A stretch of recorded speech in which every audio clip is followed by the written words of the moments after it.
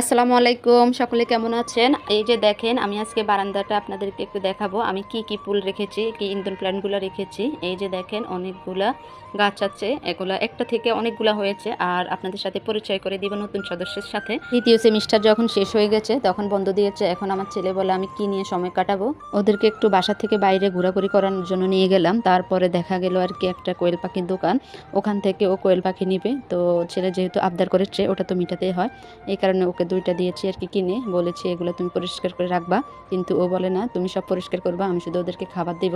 আর আমি তো ময়লা পরিষ্কার করতে একদম অভ্যস্ত না, তাই আমি ছাই দিয়ে দিয়েছি। জন্য সকলে দোয়া করবে, কারণ এর আগে আমি 4টা কিনেছি, ওগুলো একদম ভালো আমাকে দেয় নাই দোকানদারে। আর এই যে দেখেন কতগুলো গাছ আছে, সবগুলোতে অনেক ধুলাবালি পড়ে আছে, অনেক দিন যেহেতু বৃষ্টি হচ্ছে না। এই যে ফুল গাছ, তারপরে আমি এগুলো আর কি এনেছি আবার নতুন করে, তাই আপনাদের সাথে শেয়ার করলাম। আপনাদের কাছে কেমন লাগলো জানাবেন আমার পুরো ভিডিওটা। আর যদি একটু ভালো লেগে থাকে একটা লাইক দিবেন প্লিজ।